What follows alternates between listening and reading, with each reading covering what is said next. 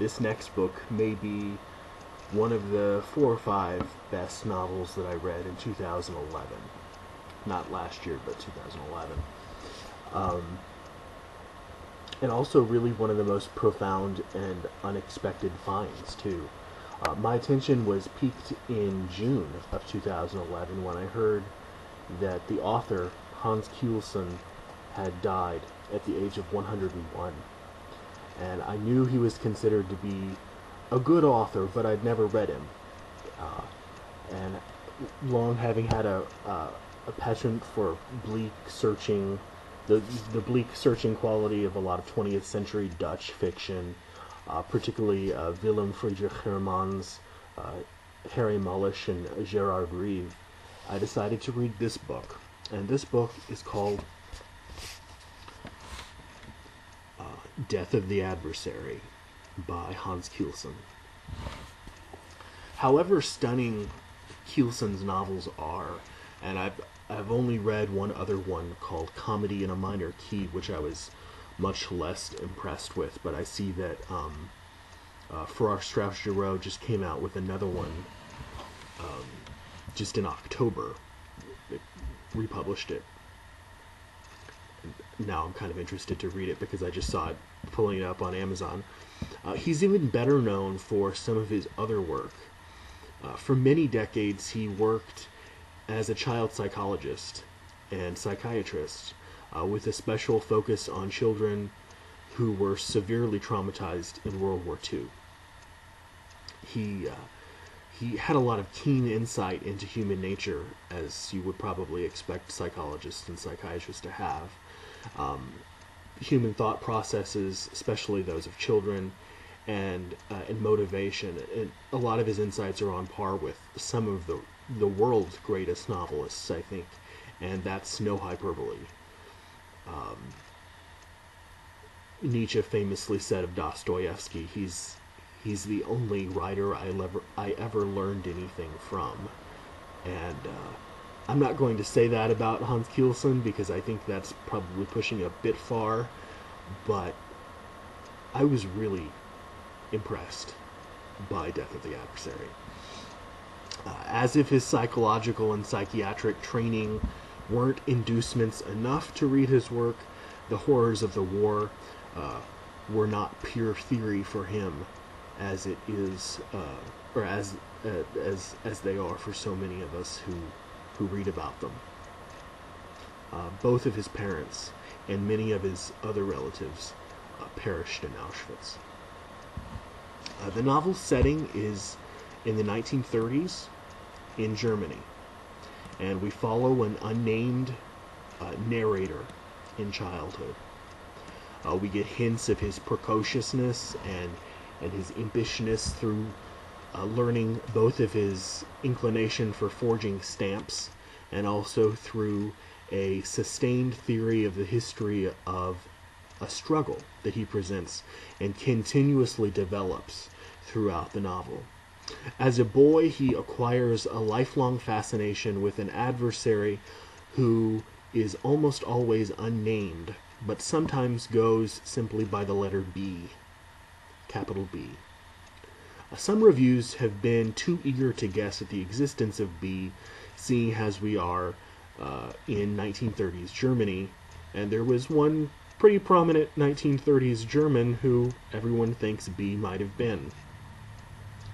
I personally think Keilson might have a good reason for keeping the adversary anonymous. Using one name would sort of collapse the entire structure of the novel into a sort of a singularity, and keeping the adversary nameless, even though we still may continue to guess, or even guess accurately, Keilson keeps the narrative at a level of constant psychological and humanistic portraiture, instead of the story of a single couple locked in an interminable battle with the identity of, well, let's just name him here, Hitler, right? I mean, that's who everyone's guessing he is. As the novel progresses and the narrator grows into manhood, we learn that he has a friend who is utterly taken with B and his ideas. Another time we see him spending an afternoon with a girl that he knows and fancies from his workplace, whose friend turns out to be sympathetic to fascism, too. Instead of simplistic moralism, which you sort of get often in novels like this, Keilson is really smart. He intelligently and deftly engages with the adversary on a really human and humane level, at one point realizing the nihilism inherent in the logic of, I want to kill him just as badly as he wants to kill me. Narratively speaking, Keilson's biggest gift is to mix tone and message in such unique and telling and important ways. On hearing that a novel is set during World War II, one is almost preconditioned to expect the trials and tribulations of the oppressor against the oppressed and hiding in safe houses. It's assumed that we will root for the good, the just, the persecuted, and that evil in the end will be vanquished. Keilson presents us with nothing so sugar-coated and nothing so deterministic.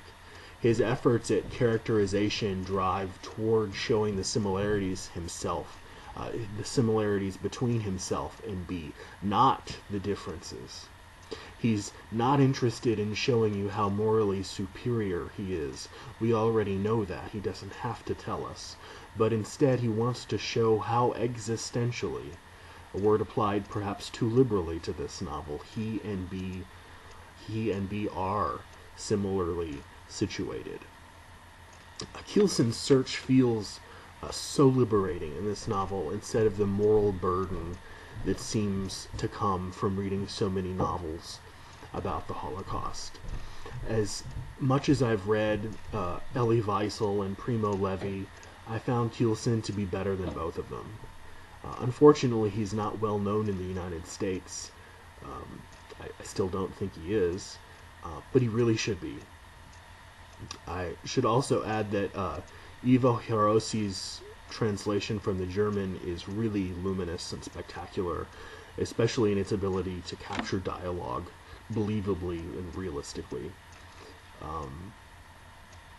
Really, as anyone who's interested in this kind of literature, but who's been turned off from it because it can be so saccharine at times or just full of horror at other times, this is one of those really great novels, I think, capital G, capital N, that is unfortunately just not read nearly as much as it should be.